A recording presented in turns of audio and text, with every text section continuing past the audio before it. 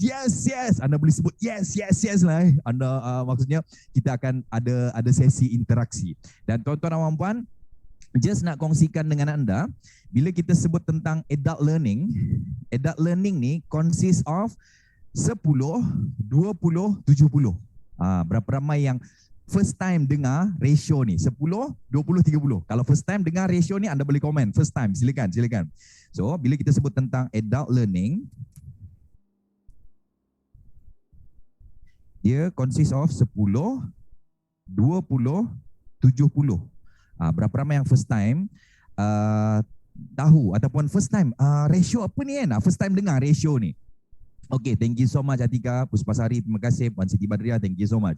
Okay, so apa dia 10, 20, 70 ni tuan-tuan dan puan? 10, 20, 70 adalah kita sebagai adult belajar sesuatu.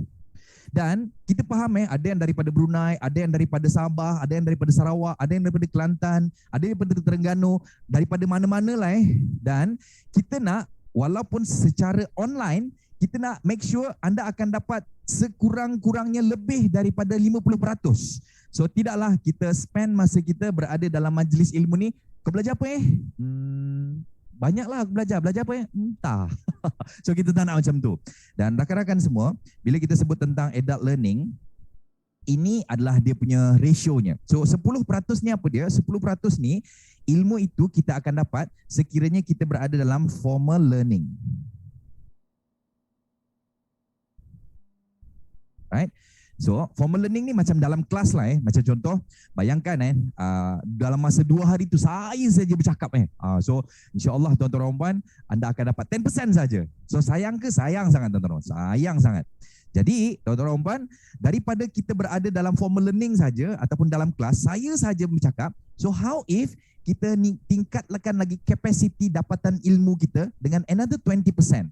So another 20% kita akan dapat sekiranya ada discussion.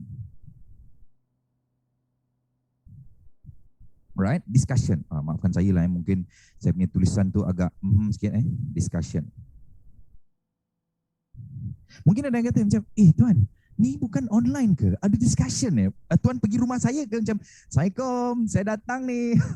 So jangan risau tuan-tuan. So kita akan ada group lah bagaimana kita akan kendalikan. Jangan risau, just go with the flow, enjoy the session. Dan again, pentingnya untuk kita onkan video anda dan juga pentingnya untuk anda 100% participate dalam program Berani Bercakap, insya-Allah.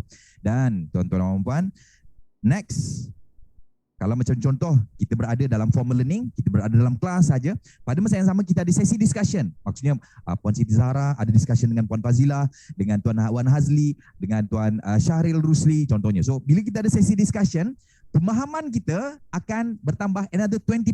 So 10 tambah 20 dah jadi 30. Tuan-tuan, bila kita sudah berada dalam sesi, maksudnya bila kita praktis yang ketiga ni adalah bila kita praktis. So, bila kita praktis, insya-Allah kita akan dapat 70% pemahaman dalam satu-satu pembelajaran. So, sebelum tu saya nak tanya dengan tuan-tuan dan puan-puan. Berapa ramai yang mempunyai situasi di mana bila bercakap anda rasa nervous? Anda boleh komen. Saya, silakan. Alright. Bila anda bercakap, anda rasa nervous. Anda boleh komen di ruangan chat. It's okay jangan risau tuan-tuan dan puan. Tak adalah macam, itu pun nervous. Jangan risau. Ni adalah sesi majlis ilmu kan. Alright, saya Hilmi Razak, saya. Okay. Itu adalah yang pertama. Yang kedua, saya nak tanya dengan tuan-tuan dan puan-puan, berapa ramai di antara kita ataupun anda, tuan-tuan dan puan, yang mempunyai situasi di mana bila bercakap anda terkadang-kadang ataupun selalu lost idea? Berapa ramai? Anda boleh komen I. Silakan. Anda boleh komen I. Letak I saja. Alright. Abdul Qayyum, thank you so much. Farhan, Sakinah, thank you so much. Right. Okay. Saya nak tanya dengan tuan-tuan dan puan-puan. Berapa ramai di antara anda yang mempunyai situasi di mana anda ada banyak konten, right? Anda adalah subject matter expert, right? Tetapi anda tak tahu, anda tak sure ataupun anda macam mana nak structure my message so that people can understand apa yang saya sampaikan.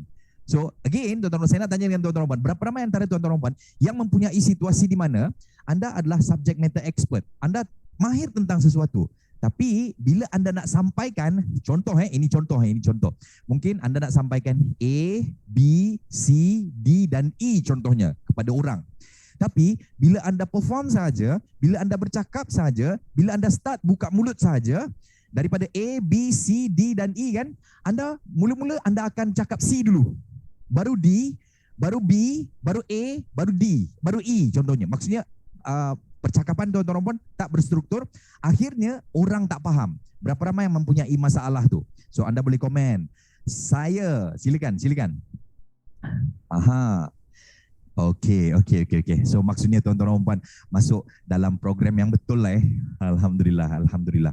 Okey. Untuk makluman yang bagi Datuk, yang bagi Datin, yang bagi doktor, yang bagi tuan-tuan dan puan yang saya hormati sekalian, kita mana-mana program kita akan buat bagi borang survey. Okey, sebelum tu saya nak tanya, berapa ramai yang isi borang survey? Boleh saya tahu? Kalau anda isi, anda boleh komen, isi. Kalau anda tak isi ataupun belum isi, anda tekan X saja. Thank you so much. Ada yang kata isi. Right. It's okay, jangan risau. Kalau tak, it's okay, jangan risau. Right. Okey, untuk makluman anda, Puan Syafini, Puan Siti Badriah, Puan Liana, Tuan Sufian, Puan Sharifah, Tuan Khairul Fikri, untuk makluman tuan-tuan dan puan, sepanjang kami mengadakan program, kami akan membuat borang survey. Right, sama ada survey itu secara bertulis, ataupun secara online, ataupun secara kami tanya dengan peserta-peserta yang datang ke program kami. So, kami dapati, untuk makluman tuan-tuan dan puan-puan, ini nak senang faham lah, nak senang kira, dalam 100 orang, 72 orang akan kata bila bercakap, dia tak berani nak bercakap ataupun rasa nervous bila bercakap. Right? So, itu adalah dapatan kami. Yang kedua tertinggi daripada dapatan survey yang kami selalu buat adalah mereka selalu bila bercakap tak structure. So itu adalah dapatan kami yang kedua. Yang kedua tertinggi. Dan yang ketiga tuan-tuan dan puan-puan, mereka selalu lost idea bila bercakap. Right? So saya nak tanya dengan tuan-tuan, berapa ramai yang mempunyai masalah ataupun situasi ketiga-tiga tu? Boleh saya tahu? Boleh angkat tangan tuan-tuan dan puan? Alright. Tentang bercakap, salah satu masalah utama adalah kita nervous bila bercakap. Right? So, semasa saya pergi berguru dengan salah seorang juara dunia kan, Mr. Dananjaya Hitiarachi, dia daripada Sri Lanka, tuan-tuan dan puan. So, satu soalan yang saya tanya dia, Mr. Dananjaya, saya tanya, macam mana nak hilangkan nervous bila bercakap? Saya nak tanya dengan anda, berapa ramai yang nak tahu jawapan juara dunia tentang macam mana nak hilangkan nervous? Boleh saya tahu? Berapa ramai yang nak tahu? Okay, thank you so much. Alright, Cik Norilham, thank you so much. So, tuan-tuan dan puan, jawapan juara dunia macam ni.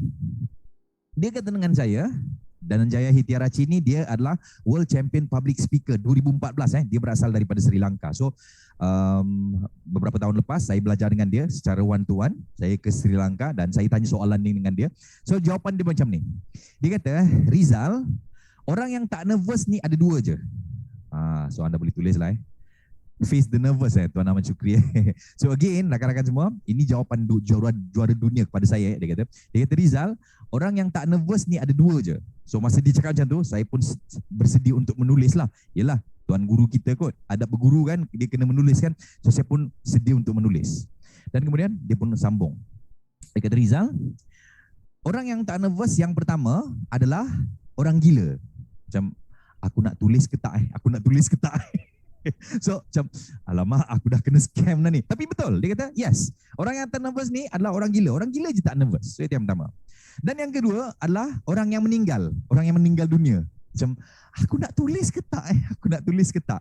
So sebagai kesimpulannya, tuan-tuan dan puan, kita sebagai manusia yang normal dan kita sebagai manusia yang hidup, nervous adalah normal.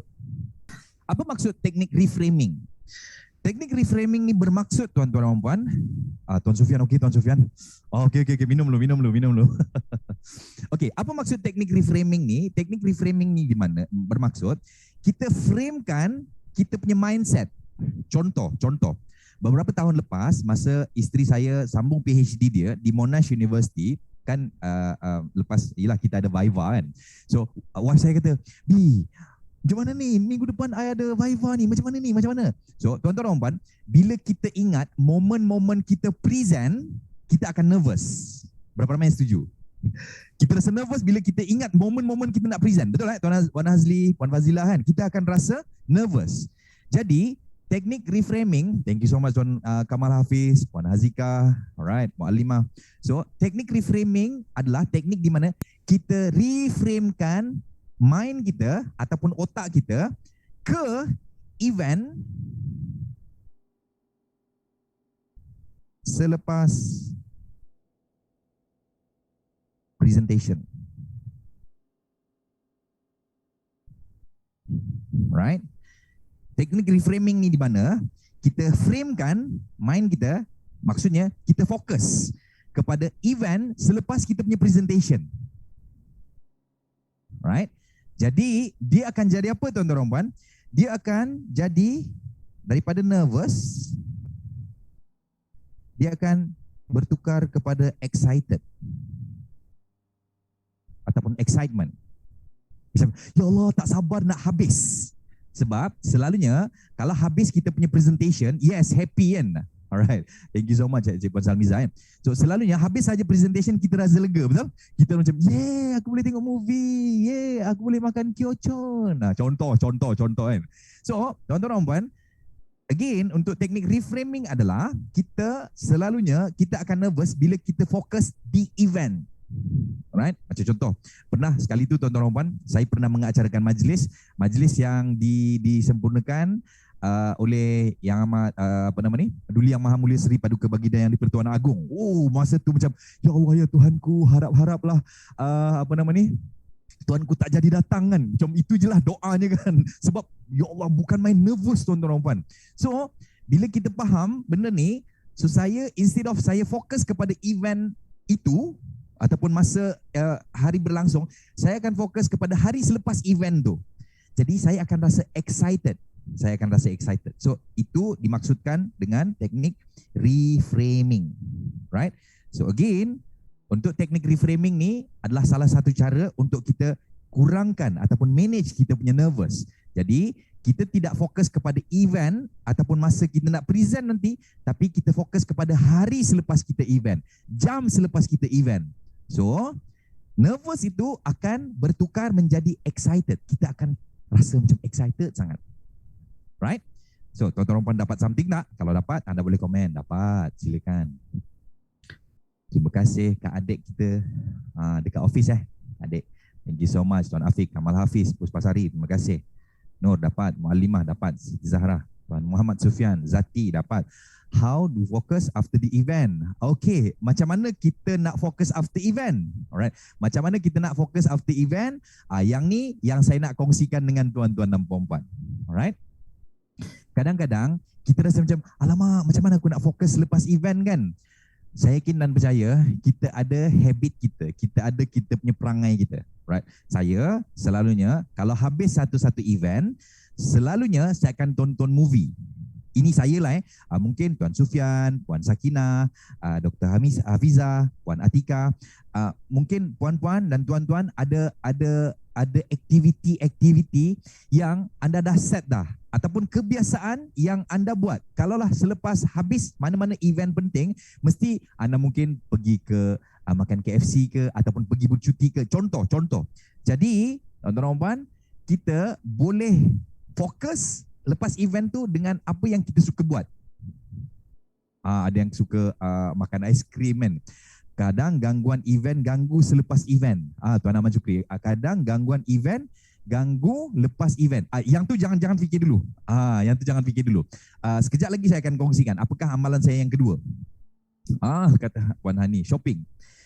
Alright, jadi ini adalah teknik yang pertama yang saya selalu amalkan sekiranya saya nervous. Alright, so this is the first technique ataupun amalan saya. Alright, so tuan-tuan dan puan okey lagi? Kalau okey lagi boleh buat thumbs up macam ni tuan-tuan dan puan? Boleh buat thumbs up? Thank you so much. Alright. Yang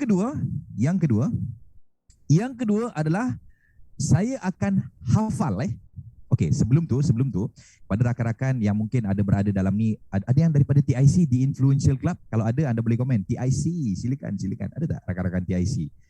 Kalau ada yang daripada TIC, anda boleh komen TIC, right? TIC insyaAllah esok Okay, tuan-tuan dan puan, satu perkara yang saya nak kongsikan dengan Puan Norlani. Yes, thank you so much Puan Norlani daripada TIC, amazing. Okay, rakan-rakan semua, satu perkara, Puan Fazilah TIC, terima kasih Puan Fazilah. Satu perkara yang saya nak share dengan tuan-tuan dan puan, bila kita nak bercakap sesuatu, contohnya lah kalau kita nak bercakap di live contohnya, ataupun kita nak bercakap, kita dipanggil untuk bagi talk, ataupun mungkin anda nak di-interview di TV ataupun di radio ataupun di mana-mana sajalah ni especially kalau anda nak memberikan sesuatu perkongsian. Okey, sebelum tu saya nak tanya, berapa ramai antara tuan-tuan rompan yang merupakan seorang business owner? Anda boleh komen, business, silakan. Anda boleh komen, business. Boleh saya tahu berapa ramai yang merupakan ataupun run business? Right, Puan Fadilah, Atika, Azmani, Afiq, business. Farzana, salam, Kowe, business. Right. Okay, berapa ramai yang bekerja di sektor government sector? Anda boleh komen Anda boleh komen I saja. Right. Berapa ramai yang bekerja di sektor ataupun di government sector? Expansion Tuan Ahmad Syukri Masya-Allah. Right. Okay, berapa ramai yang bekerja di corporate sector? Kalau bekerja di corporate sector, anda boleh komen I am. Silakan. Berapa ramai yang sedang berkhidmat di corporate sector? Anda boleh komen I am. Thank you so much. Tuan Rasul, Naim Rahmat, Hazika Halmi, thank you so much. Okay, rakan-rakan semua, satu perkara yang saya nak share dengan anda pada petang ni, saya selalu bagi tahu, never trust our mind. Anda boleh tulis ni. Never trust our mind. Apa pula ni kak? So, tuan-tuan, apa dia never trust our mind? Maksudnya, contoh kita nak bercakap. Contoh kita nak present produk kita. Kita ada satu sesi pitching contohnya. Contoh kita nak buat live contohnya tuan-tuan. Jangan trust minda kita tuan-tuan. So, kenapa? Sebab bila kita trust minda kita, kadang-kadang itu yang jadi blur, itu yang jadi kadang-kadang blank, lalu kita pun tak tahu nak buat apa. Berapa ramai yang pernah lalu situasi itu? Boleh saya tahu? Thank you so much Tuan-Tuan Azli. Thank you so much. Jadi tuan-tuan, kita perlu buat apa? Kita perlu tulis dalam piece of paper. Contoh. Petang ni, saya tulis ni, konten yang saya nak kongsikan di piece of paper. So again, tuan-tuan, ramai orang kata, alah tak apa, kau just cakap je lah. Kau just speak your mind. Boleh, tak ada masalah. Tapi kita ada tendensi, kita akan jadi blank ataupun lupa poin-poin yang kita nak sampaikan. Jadi, apa nasihat saya kepada sahabat-sahabat yang berada di TIC ataupun mana-mana orang yang, Tuan, saya selalu blur lah Tuan bila bercakap. Kadang-kadang, masa hari tu saya di-invite ke TV, ke radio. So, saya blur. So, jawapan saya adalah, never trust your mind. Tulis di piece of paper.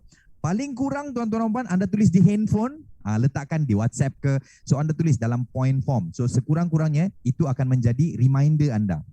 Right? So rakan-rakan semua, ini yang saya nak kongsikan dengan anda. Amalan saya yang kedua, bila saya nak present apa-apa sahaja di program ke, di seminar ke, ataupun nak bagi perkongsian ke, nak bagi ucapan ke, ataupun masa on air di radio ke, di TV ke, di mana-mana sajalah tuan-tuan dan puan. Past experience ganggu. Betul. Esok insya-Allah kita akan kongsikan macam mana kita nak selesaikan small little voice yang selalu kata, nanti kalau salah macam mana. Esok kita akan kongsikan dengan tuan-tuan dan puan. Alright. So, rakan-rakan semua, okay. So, rakan-rakan semua, amalan kedua yang saya selalu amalkan, yang tadi yang pertama adalah reframing. Betul? Amalan yang kedua yang saya selalu amalkan adalah saya akan hafal 3 konten pertama.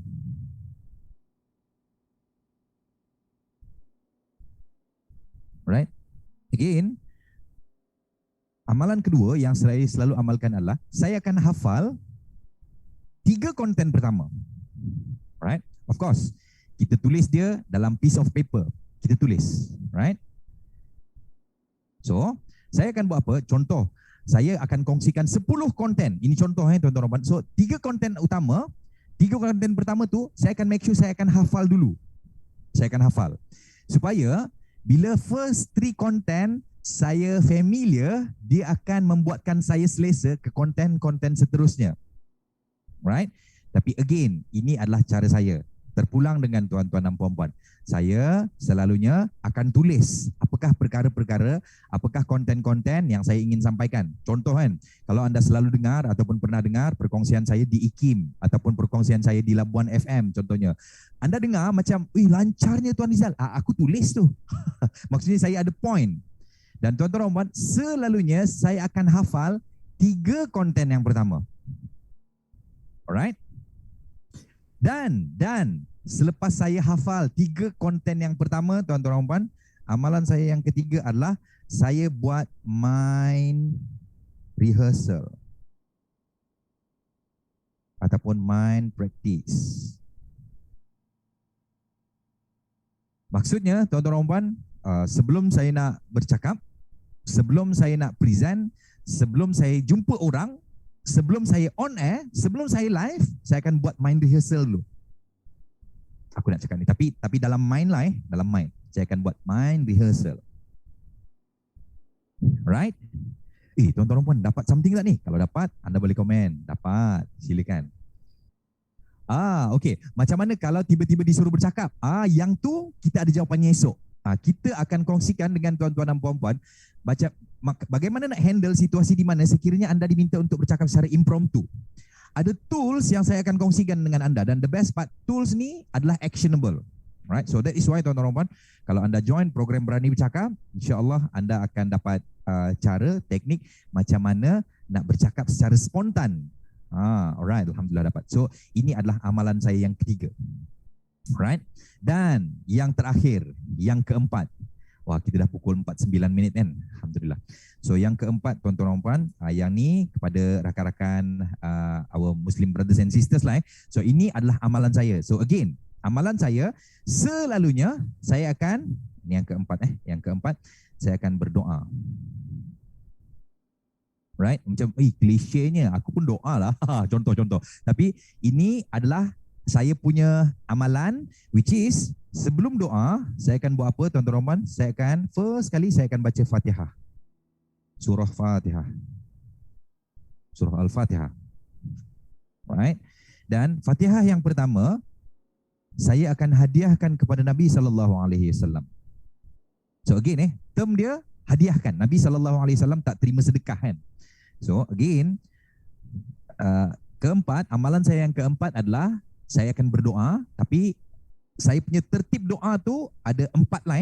So ini adalah apa yang saya nak kongsikan dengan anda. Right? Doa khusus untuk public speaking ke? Betul Tuan Ahmad Syukri. So ini adalah apa yang amalan saya sebelum saya bercakap, sebelum saya masa sekarang ni, untuk makluman tuan-tuan, tadi setengah jam sebelum saya buat amalan ini. Right? So apa amalannya tuan-tuan? First kali saya akan baca Fatihah. Dan Fatihah ni tuan-tuan kita akan hadiah kepada Nabi SAW. Kepada Nabi SAW. Dan selepas baca Fatihah, yang kedua pun Fatihah juga. Tapi yang ni kita sedekahkan kepada audien kita. Sedekahkan kepada audien kita. So kita baca Fatihah. Bismillahirrahmanirrahim. Alhamdulillahirabbil arrahmanirrahim sampai amin. So kita niatkan, kita sedekahkan kepada audien kita. Right? Dapat tak tuan-tuan? Kalau dapat boleh buat peace macam ni tuan-tuan.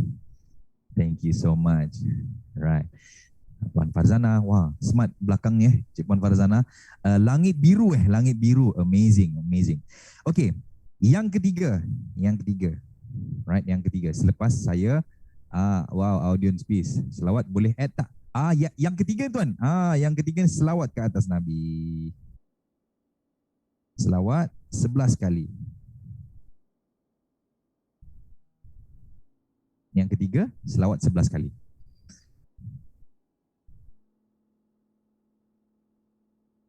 Dan tuan-tuan, saranan saya lah. So again, ini apa yang saya amalkan Saya amalkan selalunya kalau selawat tu, selawat yang ke-11 tu kita buat selawat Ibrahimiyah. Selawat Ibrahimiyah ni adalah selawat masa kita tahiyat akhir. So itu adalah complete punya selawat kan. Allahumma salli ala sayyidina Muhammad wa ala ali sayyidina Muhammad kama sallaita ala sayyidina Ibrahim wa ala sayyidina Ibrahim wa barik ala Muhammad wa ala ali Muhammad kama barakta ala Ibrahim wa ala ali Ibrahim fil alamin innaka Hamidum Majid. So itu adalah selawat Ibrahimiyah namanya. So itu adalah yang ketiga.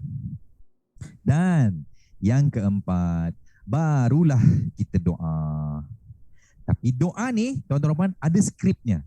Berapa ramai yang nak skrip? Berapa ramai yang nak skrip doa tu? Anda boleh komen. Nak, silakan. Silakan. Anda boleh komen. Nak. Thank you so much Hana, right. Thank you so much. Afiq nak. Right, thank you so much. So yang keempat ni adalah doa. So again, ini adalah amalan, 4 amalan saya sebelum saya nak present, dan mudah-mudahan kalau anda amalkan, insya-Allah anda juga boleh dilancarkan, insya-Allah anda juga boleh dilapangkan dada, idea tu berlimpah-limpah insya-Allah. So yang keempat ni doa dan doanya tuan-tuan dan puan, skripnya macam ni. Saya nak tuan-tuan dan puan tengok saya dulu, saya nak anda tengok saya dulu. Wan boleh besarkan saya Wan? Wan boleh besarkan saya Wan? Boleh besarkan saya? Okay, so Wan tu dalam ni bukan macam Wan saya ke? Maafkan saya Tuan Wan Hazli Wan tu saya punya tim. Okay, so doanya, skrip saya ataupun skrip amalan saya macam ni. Okay, tuan-tuan dan puan, mungkin ada skrip yang macam agak exaggerate lah agak exaggerate. Tapi again, inilah amalan saya, dan tuan-tuan dan puan, ini adalah salah satu cara saya untuk merendahkan. Yalah, kadang-kadang bila kita bercakap macam, wah Tuan, thank you so much Tuan, kita takut nanti kita rasa macam perasaan bagus, na'udzubillah kan. Sedangkan semua ni Allah izin je. Jadi tuan-tuan dan puan, skrip doa ni, ini adalah skripnya. Saya nak anda tengok saya dulu. Kejap lagi anda boleh tulis anda boleh tulis. Ya Allah, ya Tuhanku, aku tak ada apa-apa ya Allah. Aku hanya sampah ya Allah. Hanya Engkaulah yang akan menentukan. So dot. So dot tu contoh. Contoh. Ya Allah, ya Tuhanku, aku tak ada apa-apa ya Allah. Aku hanya sampah ya Allah. Hanya Engkaulah yang menentukan sesi prelude petang ni berjalan dengan lancar ya Allah. Justru Engkau permudahkan lidahku, Engkau permudahkan pemahaman audienku ya Allah, dan Engkau permudahkan untuk aku menjawab soalan-soalan, dan janganlah Engkau buka aibku dan janganlah aku buka aib audienku ya Allah. Amin. So again, tuan-tuan dan puan, yang keempat ni ataupun skrip asas doa ni, first kali saya akan letak, ya Allah, ya Tuhanku, aku tidak ada apa-apa ya Allah, aku hanya sampah ya Allah. So itu saya punya cara lah. Mungkin ada yang kata macam, melampaunya Tuan Rizal. So bergantung kepada kesesuaian tuan-tuan dan puan. This is how kita nak make sure ourselves tidak macam aku hebat, kita nak naudzubillah. So again, anda boleh tulis lah, anda boleh tulis. Ya Allah, ya Tuhanku, aku tiada apa-apa ya Allah. Memang betul pun kita tak ada apa-apa kan. Right? Aku hanya sampah ya Allah. Anda boleh tukar lah itu saya lah saya cakap. Ataupun aku hanya hamba-Mu yang lemah ya Allah. Boleh, tak ada masalah. So, anda boleh doa tu, ya Allah, ya Tuhanku, aku tiada apa-apa ya Allah. Aku hanya hamba-Mu yang lemah. Pun boleh. Tapi saya selalu kata, ya Allah, ya Tuhanku, aku tiada apa-apa ya Allah. Aku hanya sampah ya Allah. Right? Dah. Kalau dah boleh buat 2 thumbs up macam ni. Okey. Dan kemudian anda sambung hanya Engkaulah yang menentukan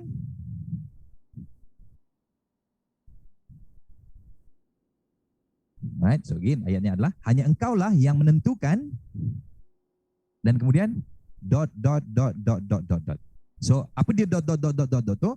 Terpulang dengan anda. Mungkin anda kata, ya Allah, ya Tuhanku, aku tak ada apa-apa ya Allah. Aku hanya hamba-Mu yang lemah ya Allah.